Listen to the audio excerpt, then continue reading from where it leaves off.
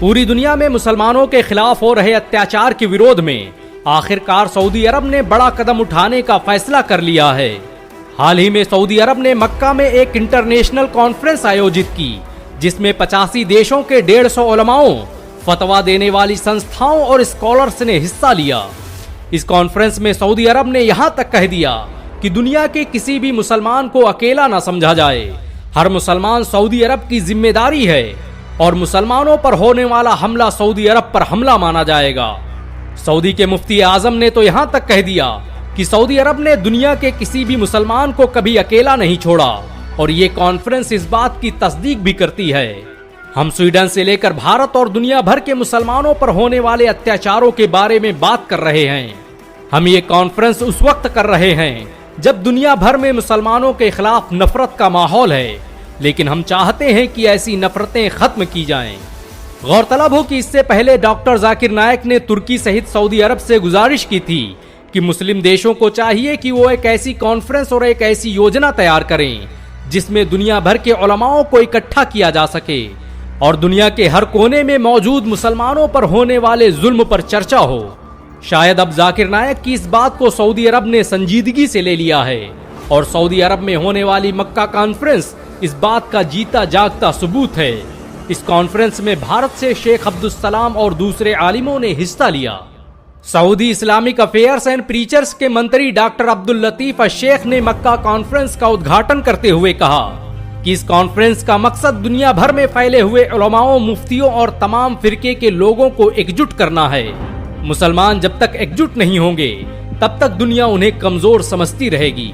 हम चाहते हैं कि हर फिरके और हर जमात और हर देश के मुसलमान एकजुट होकर एक प्लेटफॉर्म पर आएं ताकि दुनिया में उनके खिलाफ हो रही साजिशों का जवाब दिया जा सके। सऊदी अरब में होने वाली इस कॉन्फ्रेंस का असर भी दिखने लगा है। इंडोनेशिया, मलेशिया, फिलिस्तीन, जॉर्डन, तुर्की इत्यादि ने अपने देशों में मुस्लिम यूनिटी से संबंधित संगठनों की स्थापना शुरू कर दी है। इसे डॉक्टर जाकिर नायक के असर और रसूख का नतीजा ही कहा जा सकता है कि सऊदी अरब ने दुनिया भर से आने वाले उलमाओं, मुफ्तियों और 2 लाख की भीड़ को संबोधित करते हुए कहा कि आज इस्लाम और मुसलमानों के खिलाफ दुनिया में बहुत सी गलत बातें प्रचारित की जा रही हैं, जिनका हमें जवाब देने की जरूरत है। दुनिया की हर फतवा देने वाली कमेटी, मुस्लिम संस्था और स्कॉलर्स को चाहिए कि वो कुरान और इस्लाम पर एतराज करने वाली हर आवाज को काउंटर करें। मक्का में 85 देशों से आए हुए उलमाओं ने दुनिया को चेतावनी देते हुए कहा कि कुरान का अपमान मानवाधिकार का उल्लंघन करने जैसा है। जो लोग पैगंबर मोहम्मद और पवित्र किताब कुरान का अपमान कर रहे हैं, उसे बर्दाश्त नहीं किया जा सकता।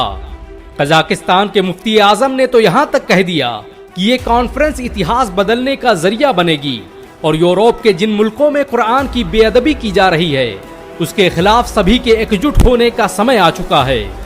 इस कॉन्फ्रेंस में सबसे ज्यादा मुसलमानों के इत्तेहाद पर जोर दिया गया और कहा गया कि जब तक मुसलमान एकजुट नहीं होंगे तब तक कुछ भी तब्दील नहीं होने वाला।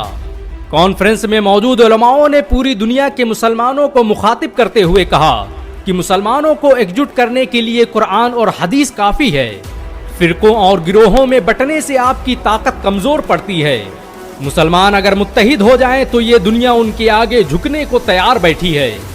सऊदी अरब के इस कदम को लेकर अमेरिका, ब्रिटेन और बहुत से मुस्लिम विरोधी देश भयभीत नजर आ रहे हैं।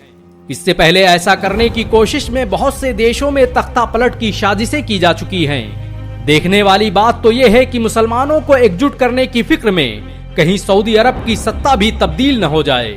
सऊदी जिस तरह के सख्त कदम उठा रहा है, उसने मुस्लिम विरोधियों में भय का माहौल पैदा कर दिया है।